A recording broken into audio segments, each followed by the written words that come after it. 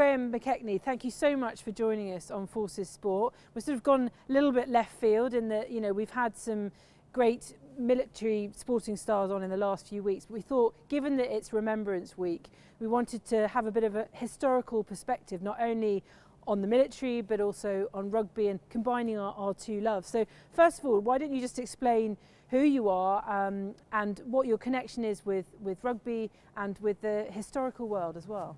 So my name's Graham McKechnie. I work for the BBC primarily. That's my main job as a sports journalist, which I've done for quite a number of years. But I've always had alongside it a real interest in history and military history, and even more specifically the First World War. So I think that's how I've ended up where I am now, also as the Saints club historian. I've got basically two hats on today. But over the years as a sports journalist, I found myself making pretty much every year or so a documentary about a sportsman or a sports star in the First World War, sometimes the Second World War, but that was really how it got me into this area. And it's interesting, isn't it, the enthusiasm we see from people at this time of year who suddenly see that connection between, because especially during the First World War and to some extent the Second World War, there was a sort of national service. So some of our best men, I suppose I'm looking at in those times, were sent away to war regardless of whether they were a professional rugby player. It doesn't happen nowadays, but going back 100 years, 60 years, that's what happened, and therefore there's that connection. Well, I think it was, and it always has been in rugby's DNA, to serve. Right from the origins of the game, really you could look at why we have rugby, and part of it is to train young men to go off and serve, be it in various corners of the empire or within the military. So I think when the First World War came around, it's no surprise at all to see that virtually everyone from the rugby world joined up. It was a different story in football, because football was a professional game and it wasn't so easy just to drop everything, especially when you were told the war would be over by Christmas. So footballers didn't join up in the same way, and they were hammered for it in the press. There were certainly some scores being settled there against the professionals of football as opposed to the amateurs of rugby, but that's another story. But it was absolutely a core value of rugby then to serve. So, and you'll see there's the famous recruitment poster urging other athletes and other sportsmen to join, which even then in 1914 highlights rugby, saying that, I think I can't remember the precise wording, but everyone who played international rugby for England the previous season was now with the colours. And that's no surprise at all. They just joined up en masse. Perhaps the best recruiter of all was Edgar Mobbs, particularly for Northampton Saints. So tell us a little bit about Edgar Mobbs, because those from the army will know his name because they play the annual Mobbs Memorial match. Who was he? And how is it that match is still played? Well, Mobbs is, I think you can still feel his presence at Saints. There are still pictures of him everywhere. He's still a massive figure in the history of this club. And it's difficult to know where to start, really. But who was he? Well, first and foremost, he was a rugby player. That he was the first man from Northampton to captain England. He wasn't their first international, but he was the first one to captain England from Northampton. And he was a legend, even in his own time here at Saints. If you're someone like me who likes reading old newspapers, the papers were full of eulogies for Mobbs as a rugby player. He ran up and down this left wing here. He was tall for his day. He stood at over 6 foot at a time when men were generally shorter, especially the working men. And Mobbs stood over 6 foot. As a back, really stood out. He had fair hair. He had a high knee as he ran along. He had a very powerful handoff. It was said that he would knock them down like 9 pins when they came to try and tackle him.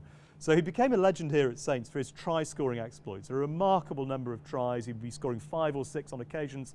And whenever you read about the way he scored them, it was a sensation, really, that he was weaving through, looking for contacts, smashing people, and they just absolutely loved. A bit like you in the Christmas sales. Very similar, I'm sure. But he was just loved here at Saints. And really, his significance for this club is that it lifted Saints, a provincial club, up into national recognition. They had good players before him. They had internationals before him.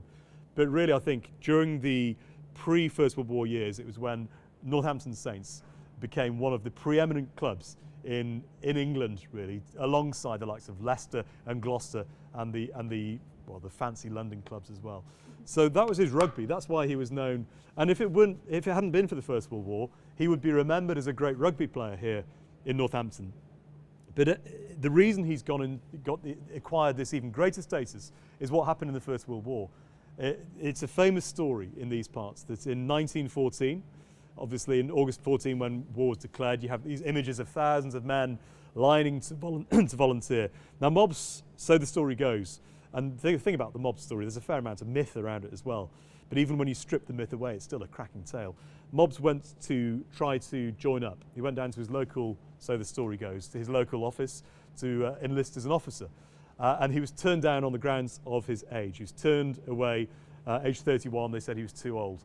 Now, I find that quite hard to believe, frankly. I think it's more likely that between the army and mobs, they very quickly concocted a recruitment idea to send him away and bring men with him, because that's what happened. But the story quickly went around all the newspapers, nationally as well as locally, that mobs had been turned down and that he was raising his own battalion of men, or a company of men as it turned out. They were rugby players like him. There were a lot of rugby supporters from Northampton, but not just from here, from Bedfordshire as well, from Gloucestershire, from all over, really. They flocked to join with mobs. They had about 400 volunteers, and in the end, there was about 250 who joined with mobs. They were passed fit and deemed fit to serve, and they joined D Company of the 7th Northamptonshire Battalion. That's the long-winded name, but they were known as the Mob Zone then, and they still are now. A famous, well, I was going to say company, it actually eventually became known, the whole battalion became as Mob's Own. Because he started as private, he very quickly went through the ranks, and he ended the war, or ended his life, I should say, as Lieutenant Colonel Mobs, commanding the 7th Northamptonshire Battalion. You say he ended his life as a colonel. Yes. That sounds as if he didn't survive the war. No, he didn't. So the 7th, to give you a brief potted history of what happened to the 7th, they trained for a year down in Shoreham, and then they were thrown into the Battle of Loos, which is, I mean, a horrific start, really, for any battalion, but for a battalion of volunteers, one of Kitchener's volunteer battalions. It was unimaginable, really, that after just a year they went to fight at Loos. And there's a story which you read, a few soldiers writing home telling this story from the Battle of Loos in September 15, that as they marched towards the battlefield, the fighting had already been going on for a couple of days, that they saw what they thought was, they anecdotally said to each other, it was washing hanging on the lines, but as they got nearer they saw it was the kilts of the Highland regiments who'd been in before them, the men lying on the barbed wire. They were totally naive about what they were to find. And the cliche which is repeated in the newspapers is the baptism of fire, because they were mauled at Loos. They lost, well, Jack Gillam, one of the men on the war memorial just behind us, he was one of the Saints players who joined with mobs, and he lost his life at the Battle of Loos. Mobs survived that. He went in as a young, well, relatively young subaltern. There were other men wounded. He ended up commanding the battalion briefly at the Battle of Loos, but survived that, though wounded. The next big battle they were involved in, like everyone else, was the Battle of the Somme in the summer of 1916. In August 16, Mobs, by this stage, was commanding the battalion. He was wounded at Guillemont on the eve of the attack in August 16. A shell landed near him when he and some of the other officers were going through the final preparations, and he was buried. He wasn't badly wounded, but he was out of the battle, so he missed Guillemont, went back home to England for a while. He was wounded for a third time in April 17, and then a fourth time in June 17 at Messines. And then July, 31st of July 1917, is the start of what we now know as the Battle of Passchendaele. Mobs led his battalion to a place called Shrewsbury Forest, which is a beautiful wood if you go there today. But, well, it didn't look much like a forest in July 1917. The attack went in early in the morning in beautiful sunny weather. They were wearing shorts, the men, as they went into battle that day. Mobs was at the rear, a place called Mount Sorrel, where he's commanding his battalion from. He was told that the attack was going well. A runner came back, gave him information to say they'd taken the first two German lines, and at this point Mobs took the decision to move his command position forward, to get closer to the action so he could see what was happening. But when he got there, he found that the information he'd received from the runner was incorrect. They were being held up by a single German machine gun position. And this is where he took the controversial decision to go and attack. And people have criticised him. I suppose there's echoes of Colonel Jones, H. Jones from the Falklands. That there are some people, and with merits, would question whether or not a commanding officer should be attacking. But whereas I think my view is that by this stage He'd been in over 2 years of the war. He'd seen a lot of his friends go. Did he feel a responsibility? I think he felt a responsibility. I'm sure he felt a responsibility. And I think as well, perhaps some of that rugby camaraderie came through as well, and that he set off and ran. And he went one way and took a small group round the other side of the machine gun post. And on this run, the last run of mobs, he was hit in the throat by a machine gun bullet, fell into a shell hole, and was able still to write a note, which he handed to a runner, outlining the position of the machine gun post, also writing, "Am gravely wounded," handed it to the runner, although sadly the runner was also then hit and he was never found. But mobs lay in that shell hole, and after about 11 minutes they reckon he died. A pretty slow and uncomfortable death, and he's still there today, lying somewhere in Shrewsbury Forest, buried under the Belgian soil. It's one of the tales of horrors that you hear repeated, particularly from the Great War, but how is it then that there's a rugby fixture that takes place annually because of him? Well, it's interesting how quickly the idea germinated, really. That the official first mobs match is 1921, which was here at Franklin's Gardens. It was played between the East Midlands and the Barbarians, two of his great loves. He captained the Barbarians, he captained the East Midlands, an entirely appropriate fixture. But actually, if you look back, in December 1917, so just a few months after Mobs was killed, they played a game at the county ground in Northampton between servicemen, South African and New Zealand servicemen who were stationed in the area. And that was known as the first Mobs Memorial game. If you look at the advertising in the newspapers, it's the Mobs Memorial match. So people just wanted to do something in Northampton. They'd lost their hero. You look at the papers, they are drenched with the grief of the community, far beyond the rugby world. It was the whole town, the whole county was mourning this man who had come to symbolise all the best virtues that they like to see in themselves, of service, of bravery, of fun, of charisma. I mean, he's a man you would want to meet. Everything I read about him, he would just light up a room. Mobs, people wanted to know him. And so when they lost him, the palpable sense of grief was really shocking, even now when you look back. And so they wanted to do something in his name. They built the statue, the memorial, and they started playing this Mobs Memorial fixture. And do you think people who come to the Mobs Memorial match these days, do you think they understand the significance of it? I mean, is the fact that they're here a sign that they do? I know, I do think they do. And I think with the club, I think Saints are a club who have a very strong sense of their own history.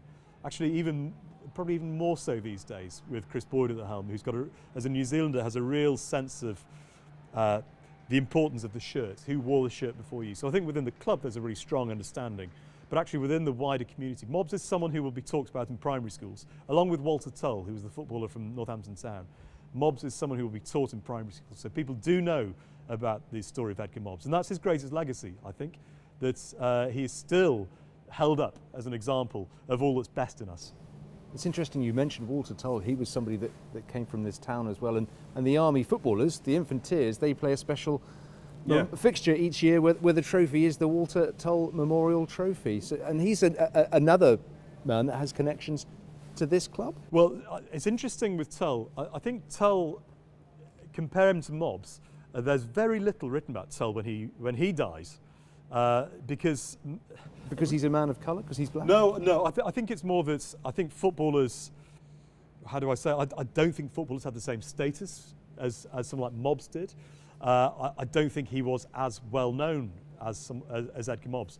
And I think by the time he died as well, which was March 1918, there is a weariness, frankly, in the media, in the newspapers. People who die in March 1918 get far less coverage, sadly, than they do earlier in the war. Going to pick a year to die, don't die in 1918. It's sadly true that there was definitely a weariness.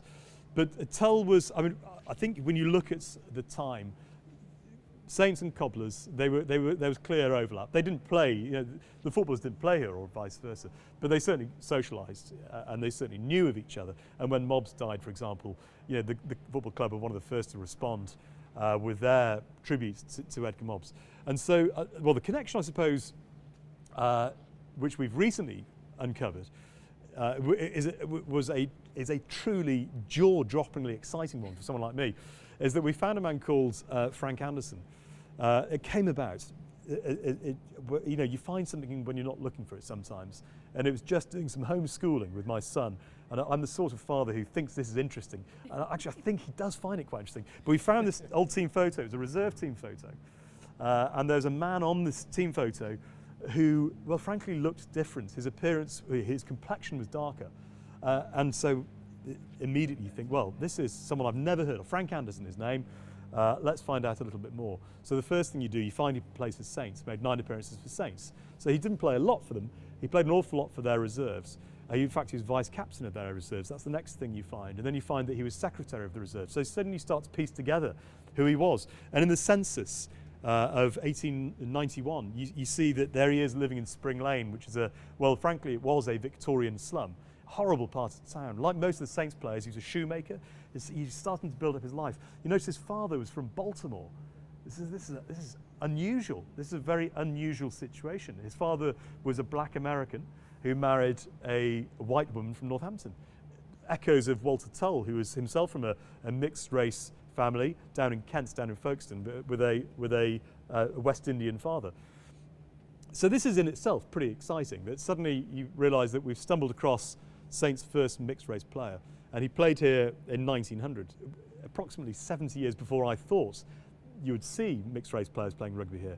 So it's suddenly starting to get quite exciting. But the bit where I was truly astonished was when you see his army service record. And on the front page of his army service record, you can see the words 17th Middlesex Battalion, which to most people doesn't necessarily mean a lot. But written next to it as well, in brackets, it says footballers. Because the 17th Middlesex Battalion was the famous footballers battalion. It was set up, I mentioned how football was getting some stick in 1914 because they weren't joining up. So that was football's response. They set up the footballers battalion, the 17th Middlesex, to encourage professional footballers to join and supporters to go with them. One of the very first men to join was Walter Tull from Northampton Town. And then Frank Anderson from Northampton Saints joins them in January, a month later. It's astonishing. So would they have known each other on the front line? There's no question they knew each other, because I suspect they must have known each other prior. I think it's too much of a coincidence that Saints' first mixed race player serves alongside the Cobblers' first mixed race player. It seems too much of a coincidence to me. But what you can say with absolute certainty is they knew each other when they were within the battalion. Because although a battalion's, 900 men, they were both NCOs. They were both quickly identified as men of leadership potential, which is interesting, isn't it? Because we make assumptions about the past. We make assumptions about an institution like the army, which was legally, it was unquestionably institutionally racist. Men of colour were barred from becoming officers, for example. It's indisputable that the army in 1914 was, as an institution, racist. But I think it's an important point to say within that institution, there were men that saw past colour and saw in Walter Tull and Frank Anderson men who deserved to be promoted and deserved to lead men, which I think is important to challenge some of our perceptions of the past. And just bringing it up to date, because you obviously found this out quite recently, but it's timely because we've just been celebrating Black History Month, and of course you involved Lewis Ludlam, who's captain here at Saints, and it all seemed to auspiciously happen all at the right time, and you got him involved in that sort of series of investigations that you did this last month or so. And I found in Lewis someone who was very keen to get involved. I was actually Saints' first mixed race captain himself, and someone with an interest in history. But I think it's an interesting example of why it's important to have a Black History Month, because there'll be plenty of people who will tell you, well, why do we need a Black History Month? Well, I think it was a good example of how a story like Frank Anderson, how it went quite a long way. It was picked up all over the place, and I'm not sure it would have been at other times of year, but because it was Black History Month, lots of other areas within the media were very keen to talk more about Frank Anderson, which is obviously so important, because his status as Saints' first mixed race player in itself is important. He actually won the military medal in the First World War at Delville Wood on the Somme. So he was obviously a fine soldier as well, and deserves to be remembered, not just because he was black at all, but for what he represented. And this is something Lewis talks a lot about in the programme, that the underrepresentation of black and mixed race players in rugby throughout most of its history, you make assumptions, don't you? Lewis said he grew up assuming that rugby was a white person's sport. But actually, 121 years ago here at Saints, there was a man of colour playing. Yeah. Anderson, a fine shoemaker, you wonder how in demand his skills were in the trenches, getting through trench foot and those boots. But what happened to him? Did he survive the war? Yeah, Frank survived the war. So he was wounded at Delville Wood, where he was awarded the military medal. It was a light wound because he was then serving, he continued to serve, he was a signaller for the Footballers Battalion. And then in November 1917, his war came to an end when he was basically shifting some timbers off a wagon, and he was crushed, broke some ribs, and they sent him home. So it wasn't a bad wound, but it was enough to knock him out of the rest of the war. So he came back home, back to his life here in Northampton. And sadly for him, his story came to an end in 1921 when he was working down in London. I think he was going after work, frankly. He was down in London working in a shoe factory. He died of tuberculosis. And sadly, which is the sad part of Frank Anderson's story, he's now in a communal grave in London. He's buried down in London in a patch of scrubland, really. You wouldn't know that he was in there. It's in that enormous cemetery. It's Islington and St Pancras Cemetery, which is a massive, 1 million graves in there. He's just a totally anonymous grave in that part of London, which is not, well, it's a sad end, but I suppose that's where poor men often ended up. 21 years later, the nation were at war again, this time in the Second World War, and there are more names of players from Northampton Saints on your very fitting war memorial tucked away in the corner. Not many grounds have a war memorial so prominent. So I'm guessing that Northampton Saints are a side who are very proud of that military connection. Yeah, it's telling, isn't it, that the war memorial is within sight of the pitch. It's moved around a bit over the years. I remember it being over there. It's been right behind the post, they've moved it. Yeah. But even when they moved it, when the new stand came up, it was a priority to keep it within sight of the pitch, which I think shows, I said that service is in the DNA of rugby. Well, I'd say military service is within this club's DNA as well. And you've got recent examples, of course, of people like Tim Rodber, Matty Stewart, so there are obviously recent examples, but I think it goes back, well, you can see there are names there from the First and the Second World War, some great stories. Yes, the Second World War, are there tales of daring do from those gentlemen? They are stories from all over the world, actually. It's actually quite a useful tool for me when I'm in schools talking about the Second World War, because it covers virtually the whole war, the names on the Saints War Memorial. There's pilots killed in the early years of the war from the early 1940s. There are stories there. There's a man who died in West Africa in actually a car accident. So people die in all different ways in war, don't they? There are a couple from El Alamein, tankies from El Alamein, 3 from Normandy, which I'll talk about in a moment. But I suppose the one that, in a way, is the most shocking of the stories is a man called George Gerard, who was a young fly half who played here at Saints. He was at Cambridge University, and they brought him over to play a few games. And he was from Liverpool. His father died in the First World War, but he came down here and played.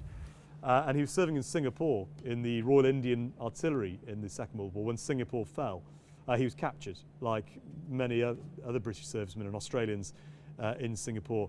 And he ended up in the notorious Changi Jail, one of the last places on earth, really, he wanted to be.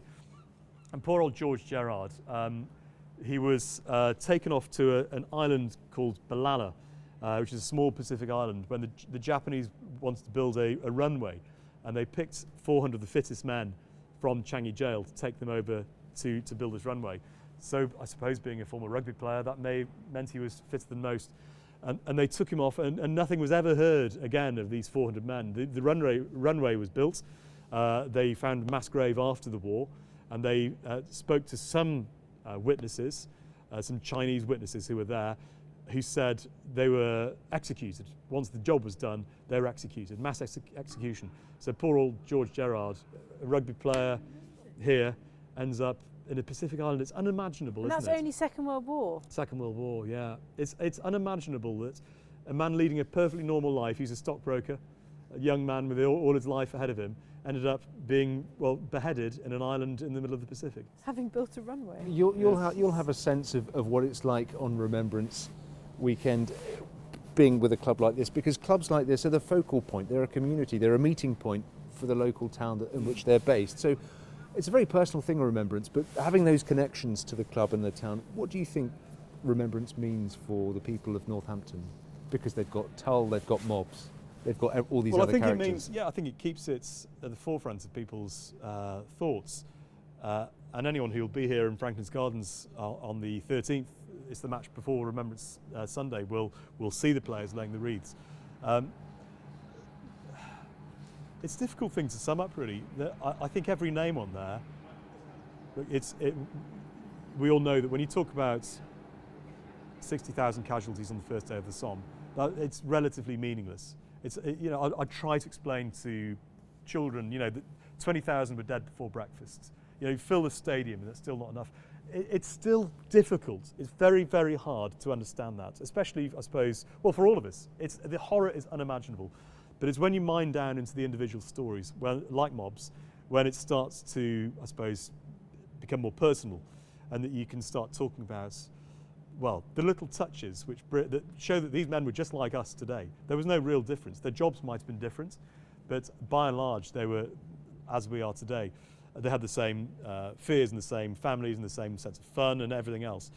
But what I would say, especially to primary school children when they come to see this war memorial, is that these names really, really matter still to the families. You're talking about, in some cases, it can even be, I know, a nephew of one of the men from the First World War. There's been the daughter of a man from the Second World War, came here a couple of years ago to lay a wreath. There are grandchildren who grew up not knowing their grandfathers. And I've seen these families come back and they shed tears still, even though it's over 100 years. And they will tell you that it matters the world to them. The man called Hancock, who I mentioned, his nephew, comes and lays a wreath here whenever he can. He didn't know his grandfather, obviously. He died in 1914. But he says he will stand there laying his wreath with tears in his eyes, and he'll tell you it means the world to him that he's just from a normal working family from Gloucester. To think that, he says, you people in Northampton still remember my uncle today, it really, really matters, and that's why we do it. Now, one of the things that you've done as a historian is that you've taken members from this club to the war graves in France and Northern Europe, and you took an old soldier and an old player, didn't you? Was it Tim Robber you took? What were his thoughts when you presented him with all these beautifully manicured graves, but these were once players, people, soldiers? Yes, and again, I think with Tim, for people who know Tim, he's pretty hard. He's a hard man. But he'd always wanted to go to the battlefields. It was interesting taking him because he looks at it as a soldier. He was standing, I remember looking at the Battle of Loos, immediately talking about it, the total lack of cover.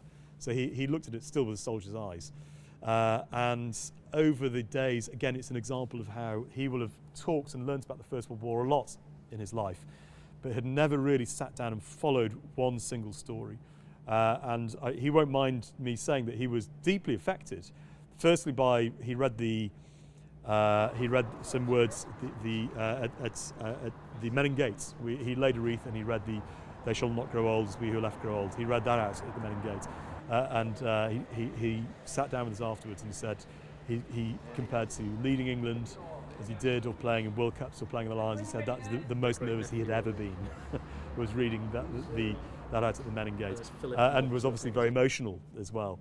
By the whole experience. So it still matters a great deal, doesn't it? These men may have gone and moved well beyond living memory, but it can still have the impact on even people like Tim Robber. And subsequent generations, yeah. Yeah, and so as we wind down, I know that you've highlighted how important that memorial is here at Franklin's Gardens. I know there are many stories, but you've obviously told us a lot about mobs. You've heard about Tim Robber going out to Menin Gate, but are there any stories on that memorial that particularly kind of spring to mind as extraordinary when you talk about it to people? I suppose Blair Swannell is an amazing character. He's the club's first lion who was killed at Gallipoli, leading the Australians. There are others. Tom Collins was a stretcher bearer who was a conscript. He didn't choose to go. He was 38 and he had 6 children, but had to go to Passchendaele and was killed with the Manchester Regiment as a stretcher bearer. The medals, I suppose, the acts of individual heroism are always outstanding. There's Percy Fussell, was with the Liverpool Irish, and in April 1916 led a trench raid successfully, for which he was awarded the military medal. But a man called Ernest White I'll mention as well. That Ernest White was an officer in the Royal Garrison Artillery, lived just around the corner like most of these men. He was a lieutenant. He'd served actually with the army prior to the First World War. He was in the Boer War as well. But he joined up, one of the first to join, and he survived all the way through. In September 1918, whilst leading his battery, a German shell landed in the ammunition dump behind him and caught fire. And his immediate instinct, most of us run at that point. Well, he ran towards it, where most would run away. He put the fire out and saved countless lives, so the report says. And for that, he was awarded the Military Cross. That was in September 1918. He's on the War Memorial because he came home on leave in October and he picked up Spanish flu. And, well, we're living in times of pandemic now, aren't we? Wear a mask, folks, because it did for him in 1918. Picking up something as simple as Spanish flu, having survived the whole war, he died with just a few weeks to go. Well, I think you've successfully brought it up to date. I mean, I think, Jules, we could be here for days talking to you, Graham. I'm sure we'll revisit this on an occasion. Yeah, exactly. You're obviously passionate about it. Very interesting for us, and the connection, we really feel it here with the military. So thank you so much. Thank you for helping us celebrate remembrance and doing so in such an eloquent way. So it's thanks my very pleasure. much. I can talk about this all day long. We could listen. Thank you.